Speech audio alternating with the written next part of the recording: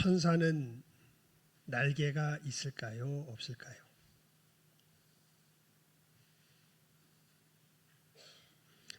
아마 성경을 한번 꼼꼼하게 제대로 읽어보신 분들이라면 제가 드린 질문에 대해서 선뜻 대답을 못하실 겁니다. 왜냐하면 성경을 읽어보면요, 천사가 그냥 하얀 옷을 입은 남자처럼 표현된 내용들이 꽤 많이 있습니다. 예전에, 요즘은 뭐 바뀌었겠지만 예전에 제가 청년 때에는요, 하얀 양복을 입은 남자는 별로 좋은 사람이 아니었습니다. 예. 근데 성경에 보면 하얀 옷을 입은 남자로 천사들이 많이 표현이 돼 있어요. 그래서 사람들이 천사인 줄 아는 사람만 알아봅니다. 저는 하나님의 사람, 아브라함, 롯 이런 사람처럼 아는 사람만 알아보지, 소돔 백성들은 이게 천사인지 사람인지 모르고 오히려 남자라고 생각하고, 뭐 그게 참 이상한 동네죠. 그 천사들을 강간하려고 사람들이 막 집단으로 모여들기도 합니다. 그래서 우리가 성경을 읽어보면 천사가 날개가 없나 싶은데 또 날개가 있는 천사가 있습니다. 그 천사를 뭐라 그럴까요? 그룹이라 그럽니다.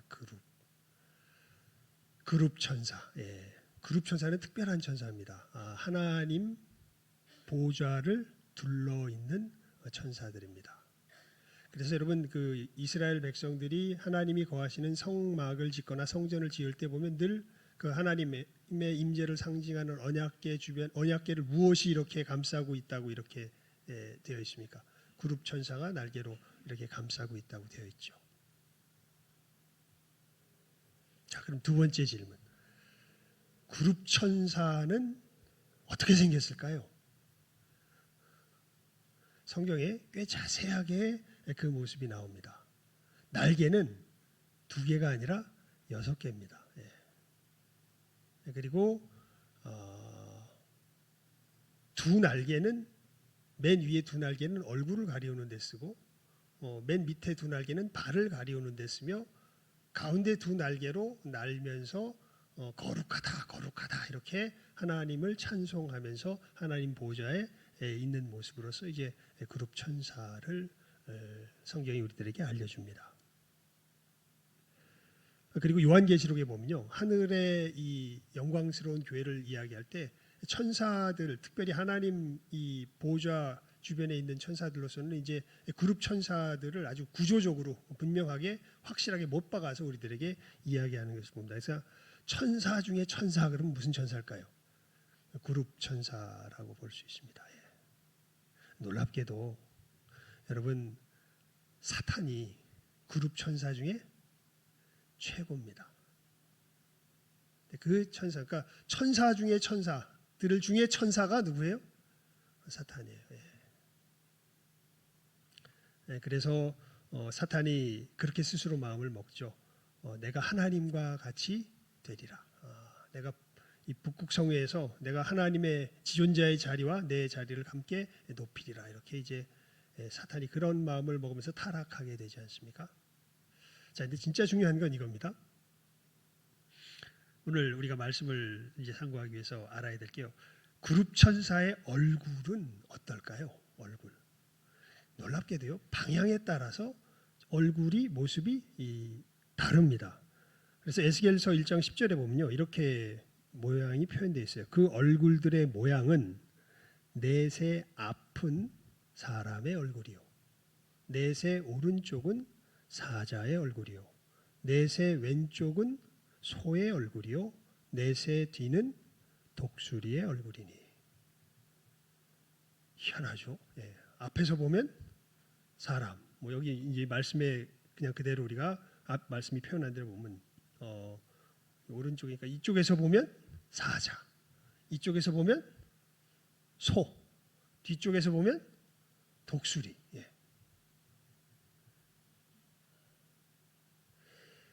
자, 이제 요거까지만 일단 알고 우리가 또 다음 말씀에서 우리가 상고할 내용 상고해 봅시다.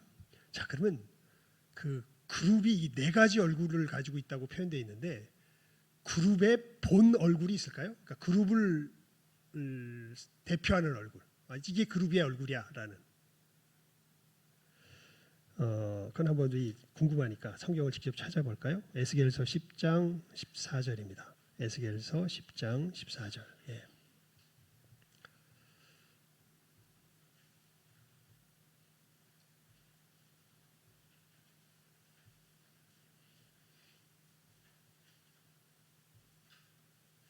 에스겔서 10장 14절입니다.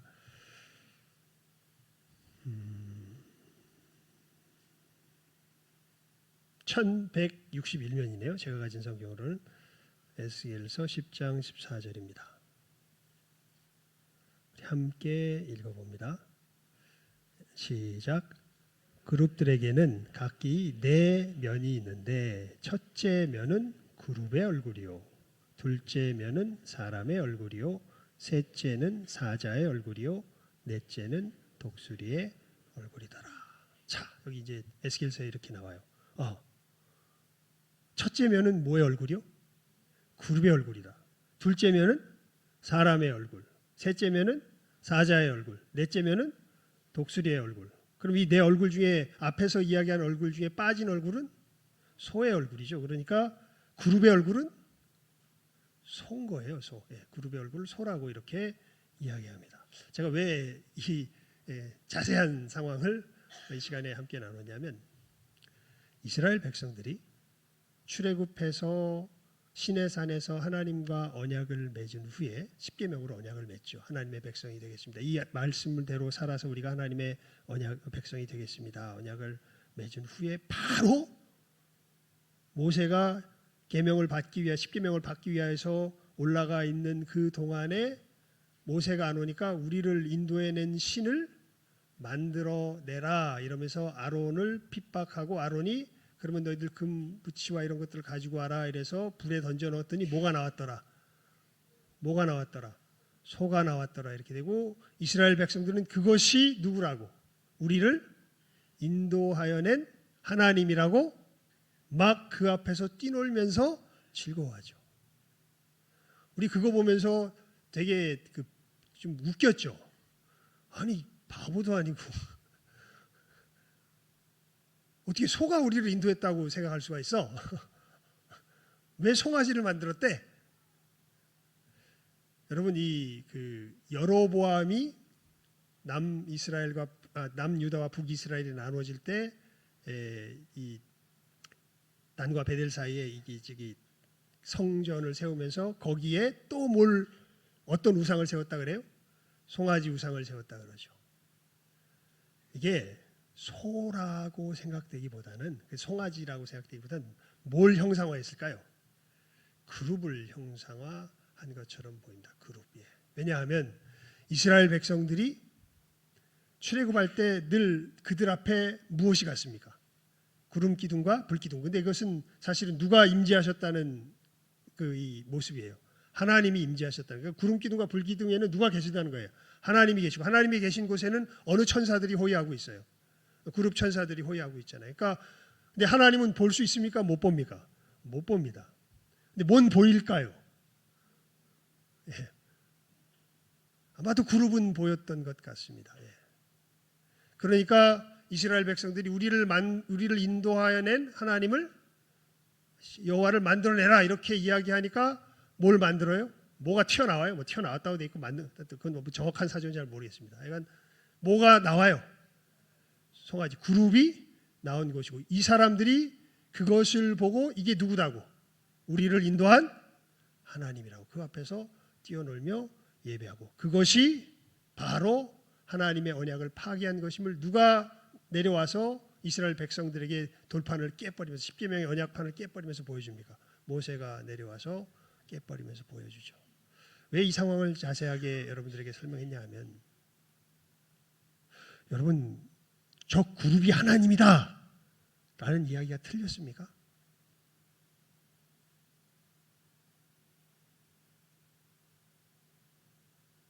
누가 인도했어요? 이스라엘 백성들 광야에서. 근데 하나님의 모습으로 보인 대상은 누구예요? 그래서 저가 우리를 인도하였다 이 얘기가 틀렸습니까? 틀렸습니까? 맞았습니까?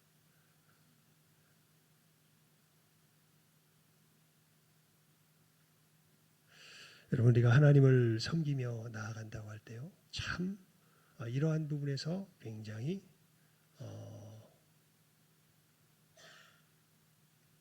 두렵습니다.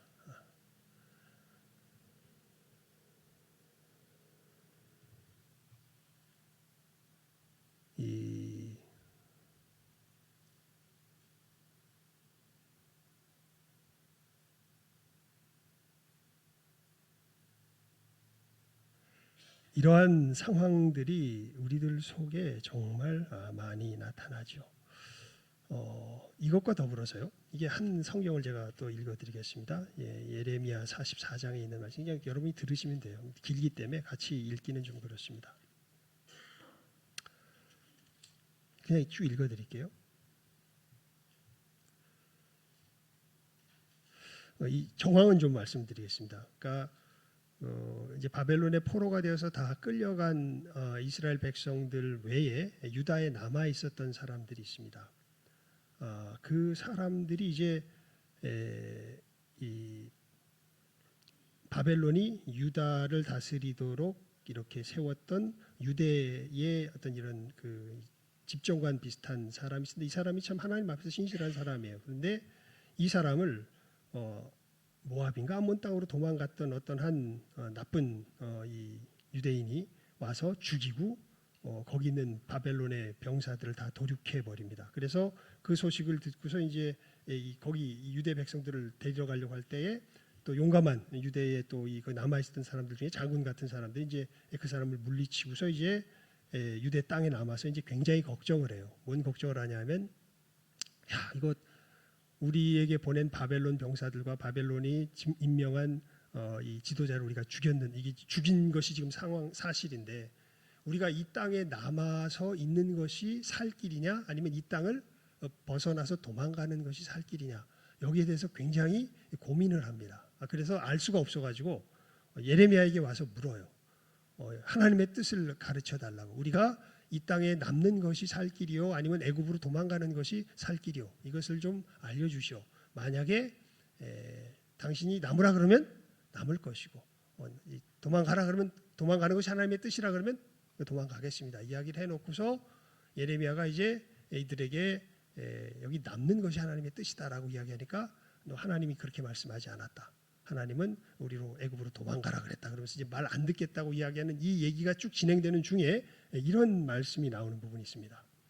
그리하여 자기 아내들이 다른 신들에게 분향하는 줄을 아는 모든 남자와 곁에 섰던 모든 여인 곧 애굽 땅 바드로스에 사는 모든 백성의 큰 무리가 예레미야에게 대답하여 이르되, 네가 여호와의 이름으로 우리에게 하는 말을 우리가 듣지 아니하고 우리 입에서 낸 모든 말을 반드시 실행하여, 우리가 이제 그 얘기를 하는 중에 아까 얘기했던 그 하나님을 섬길 것을 이제 당연히 이야기했겠죠. 근데 그 이야기에 대한 반응입니다. 우리가 본래 하던 것, 곧 우리와 우리 선조와 우리 왕들과 우리 고관들이 유다 성읍들과 예루살렘 거리에서 하던 대로 하늘의 여왕에게 분향하고 그 앞에 전제를 드리리라. 그때에는 우리가 먹을 것이 풍부하며 복을 받고 재난을 당하지 아니하였더니, 우리가 하늘의 여왕에게 분향하고 그 앞에 전제 드리던 것을 패한 후부터는 모든 것이 궁핍하고 칼과 기근에 멸망을 당하였느니라 하며, 여인들은 이르되 우리가 하늘의 여왕에게 분향하고 그 앞에 전제를 드릴 때 어찌 우리 남편의 허락 없이 그 형상과 같은 과자를 만들어 놓고 전제를 드렸느냐 하는지라. 그러니까 이제 뭐 정황 자체에 대한 상세한 설명은 뭐 다른 기회에 살피도록 할지라도요, 이 상황이 굉장히 중요하죠. 지금 이 사람들이 너희들 여호와를 섬기면서 여호와를 섬긴다면 이 땅에 남아라라고 이제 얘기를 하는데, 우리는 여호와를 섬기는 것보단 누구를 섬기겠다? 하늘의 여왕을 섬기겠다. 우린 여호와 안 섬긴다 이제. 왜 안 섬기냐면, 하늘의 여왕을 섬길 때에는 우리들의 먹을 것이 풍부하고 복을 받고 재난을 당하지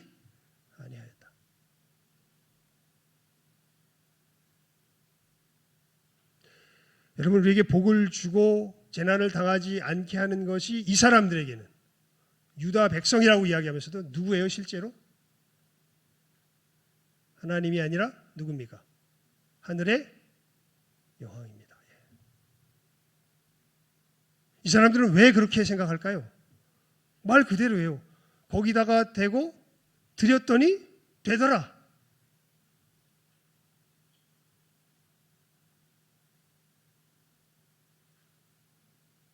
우리가 봤더니 우리를 인도하신 신은 누구더라?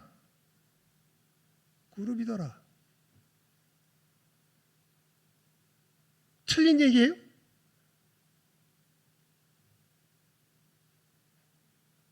굉장히 중요한 얘기를 하고 있습니다. 거짓입니까? 아닙니다. 우리 눈에 보기엔 그래요.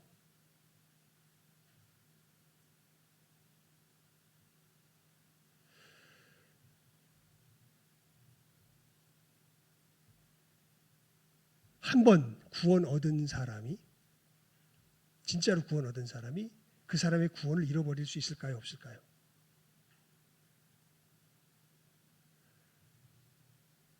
한 신사도 운동을 일으킨 미국의 한 장로교회 목사였던 한 목사가 이야기를 합니다.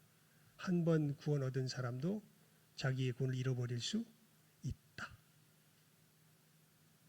아니 어떻게 그럴 수 있냐? 너희들 성경 말씀 보지? 성경 말씀 보면은 히브리서 6장에 보면 한 번 비침을 받고 타락하는 자들이 있다고 되어 있지 않느냐? 그 이야기가 바로 그 뜻이라고 예수님께서 꿈에서 나에게 나와서 해석해 주셨다.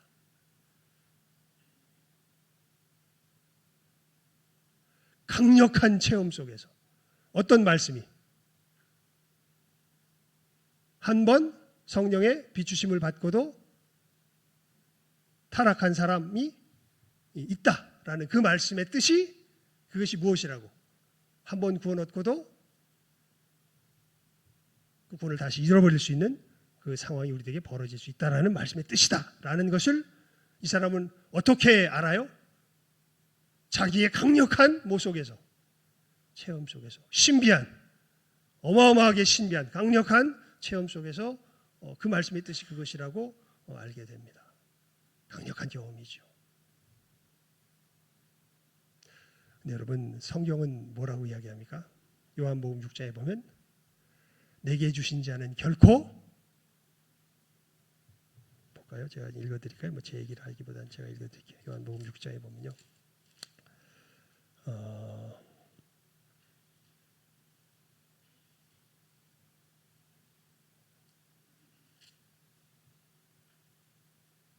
아이고, 제가 갑자기 못 찾네.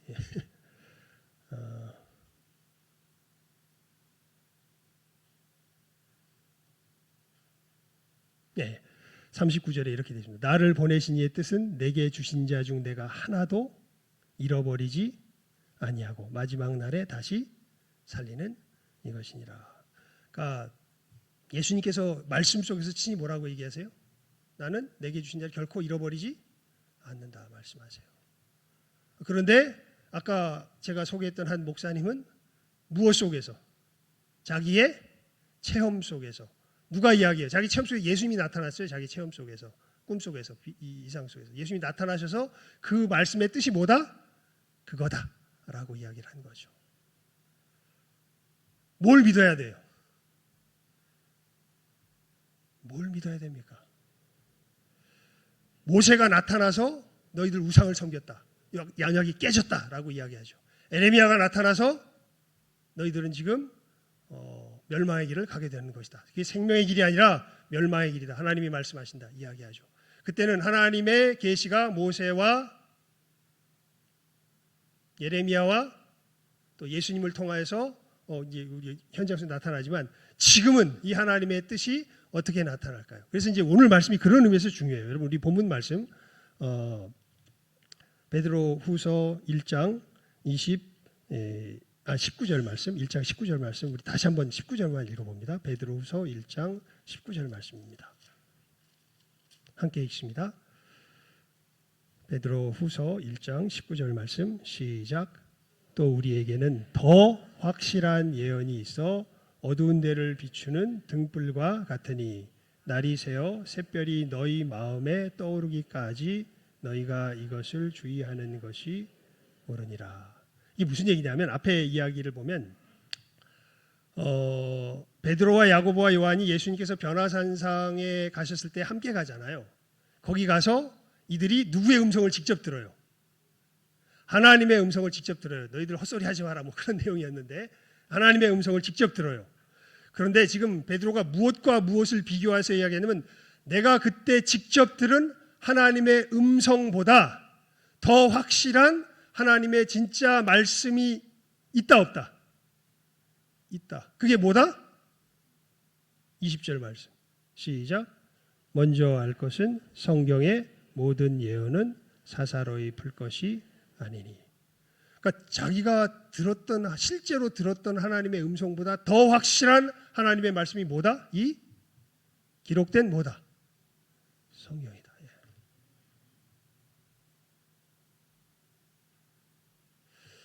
여러분 제가 아까 그 부분을 왜 강조하면서 상세하게 여러분들이 뭔가 좀 이렇게 와닿기를 바라서 이야기를 했냐면요. 우리가 정말 믿음의 길을 걷는다고 하면서 누구 생각을? 우리 생각을 하나님의 말씀보다 높이기가 정말 쉽습니다. 그것도요 정말 이게 두려운 게 나는 제일 무서운 게 이거예요. 이게 하나님의 뭐라고 생각하는데 말씀이라고 생각을 하는데 사실은 아닌 거예요. 그 장로교 그 타락했던 장로교 목사님이 그 말씀이 그 뜻이라고 그 하나님의 말씀이라고 생각했겠습니까? 그냥 자기 생각이라고 생각했겠습니까? 하나님의 말씀이라고 생각했겠죠.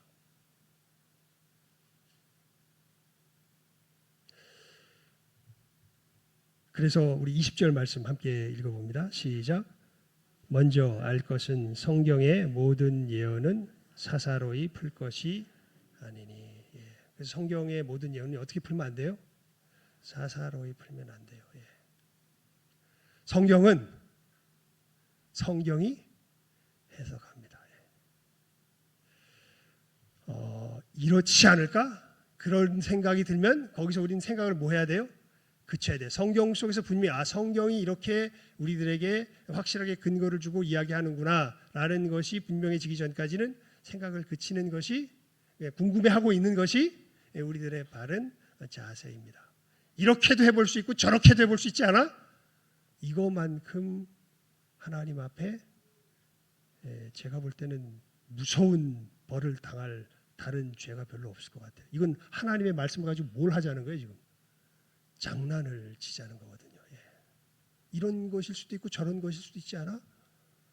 여러분 하나님은 하나님이십니다. 하나님이 이것이면 이것이고 저것이면 저것이요. 다른 것이 있을 수 없습니다. 내가 가지고 있는 생각으로 뒤바꿀 수 있는 것이 아닙니다.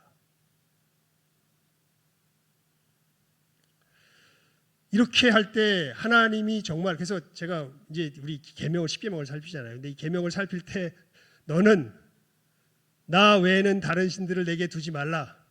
너는 나. 여러분 하나님을 어떤 분을 하나님이라고 생각해요? 수많은 사람들이요. 하나님을 지 멋대로 그려놓은 하나님으로 생각하는 사람들이 굉장히 많습니다. 하나님을 하나님이 말씀하신 대로 생각해야 되는데 지 멋대로 그려놓은 사람들이 굉장히 많아요. 다른 신들. 어떨 때는 하나님이 다른 신이 돼 있고 다른 신이 하나님이 돼 있는 때도 많습니다. 이것을 어떻게 우리가 정말 두려운 마음으로 구별할 수 있을까요?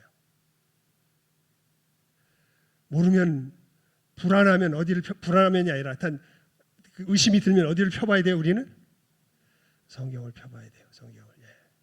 그래서 성경이 말씀하는 그 하나님이 참 누구예요? 하나님의 모습이에요. 여기는 굉장한 두려움이 있습니다. 왜냐하면 성경이 말씀한다는 걸 누가 해석해요? 내가 해석해요. 여러분 성경 말씀은요. 이것도 알 필요가 있습니다. 오늘은 이 서론하다가 마쳐야 될 것 같네요.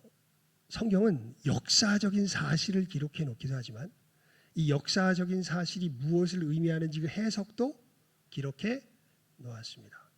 이 두 가지를 잘 기억하셔야 돼요. 성경은 무엇과 무엇을 다 기록해 놓았다고요? 역사적인 사실과 또 이 사실에 대한 해석. 예수님께서 십자가에서 죽으셨습니다. 이것은 역사적인 사실이에요.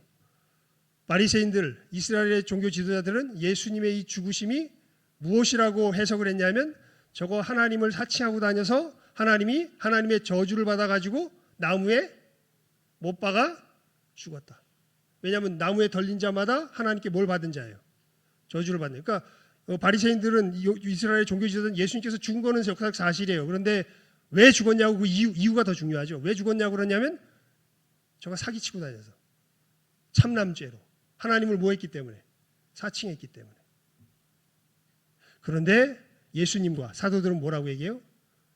저분은 우리의 죄짐을 지시고 우리의 죄를 하나님 앞에 대속하신 죽음을 죽으신 것이다.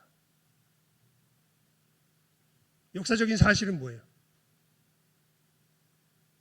예수님이 십자가에서 죽으신 거예요.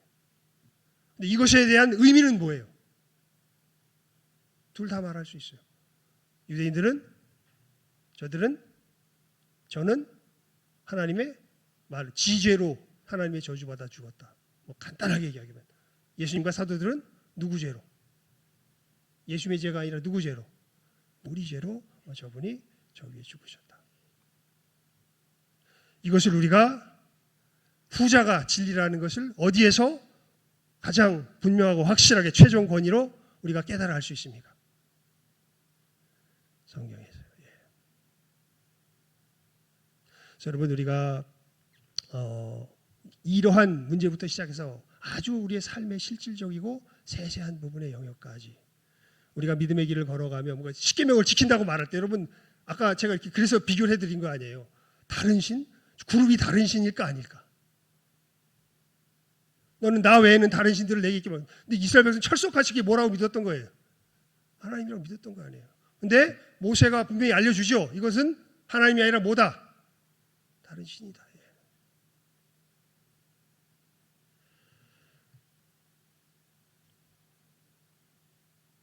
우리 믿음의 길을 걸어갈 때 다른 것에 의지하지 마십시오. 아무리 신령한 사람, 아무리 영향력 있고 능력 있어 보이는 사람, 아무리 그럴듯한 이야기.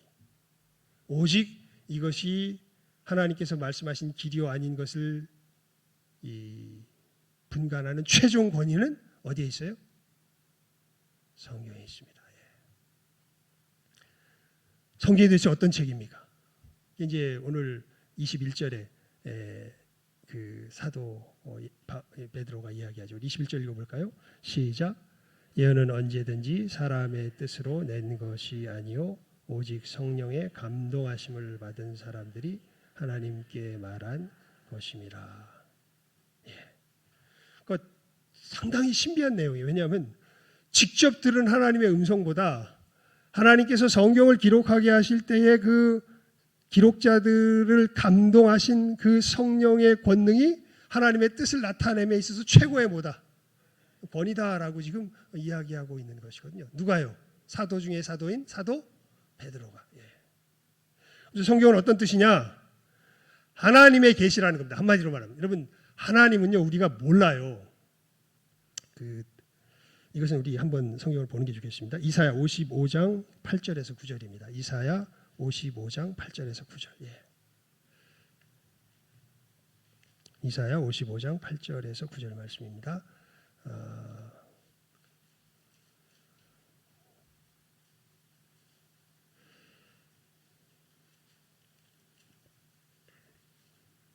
함께 읽어봅시다. 이건 이사야 55장 8절에서 9절 말씀이에요.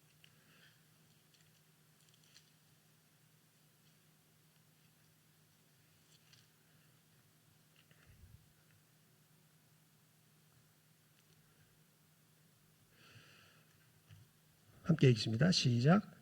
이는 내 생각이 너희의 생각과 다르며 내 길은 너희의 길과 다름이니라. 여호와의 말씀이니라. 이는 하늘이 땅에보다 높음같이 내 길은 너희의 길보다 높으며 내 생각은 너희의 생각보다 높음이니라. 그러니까 이제 우리가 이것을 근본적으로 우리들 속에서 겸손히 받아들일 줄 알아야 됩니다. 내 생각에 그럴듯한 대로 하나님을 섬기는 게 정말 위험해요. 시편 50편 21절에 보면요, 이런 말씀이 있어요. 내가 이 일을 행하여도 내가 잠잠하였더니 네가 나를 너와 같은 줄로 생각하였도다. 그러니까 여기서 너와 나는 이스라엘 백성이요 하나님입니다. 네가 나를 너와 같은 줄로 생각하였도다. 그러니까 우리 사람들이 교만해지면서 벌이는 가장 큰 죄악이 뭐냐면 하나님이 누구 같은 줄 알아요? 나 같은 줄 알아요, 사실은. 네.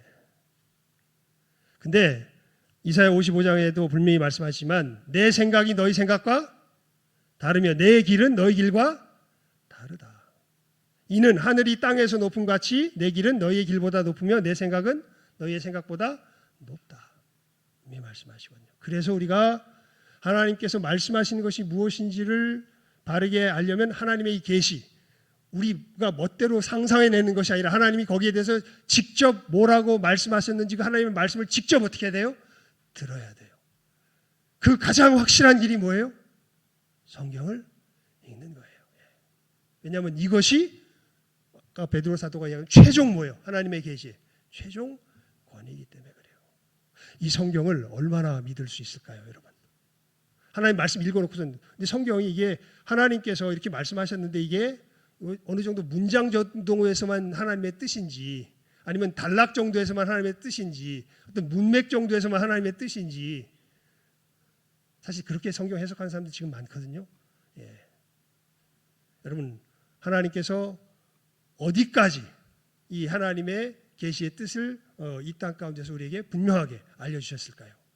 글자 한자 한자까지 예수님이 직접 말씀해요. 1.1핵이라도. 그래서 디모데 전서 3장 16절이죠.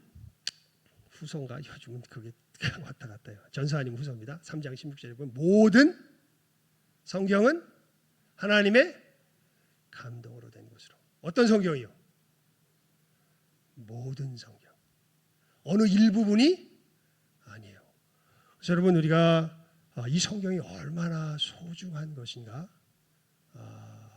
분명하게 깨달아 알아야 하고 우리가 이 계명의 말씀을 살핀다고 할 때에 이 모든 것들을 어디에 비추어서 이 성경 말씀에 비추어서 우리가 확실하게 하나하나 확인하며 그래서 칼빈이 유명한 말을 합니다.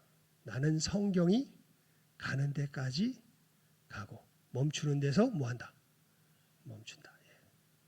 아무리 궁금해도 아무리 뭐가 말이 안 돼 보여도 어디서 거기까지 이야기했다면 성경이 거기까지 이야기했다면 거기서 더 뭐 하지 않고 나아가지 않고 멈춘다고요. 마크 트웨인이 아주 재미있는 말을 했습니다. 어떤 말을 했냐면요. 자기가 성경을 읽을 때 제일 곤란한 부분은 그 뜻을 모르는 부분이 아니라 그 뜻을 너무도 잘 알아서 부인할 수 없는 부분을 만날 때 나는 제일 곤란하다 이런 얘기를 합니다. 왜냐하면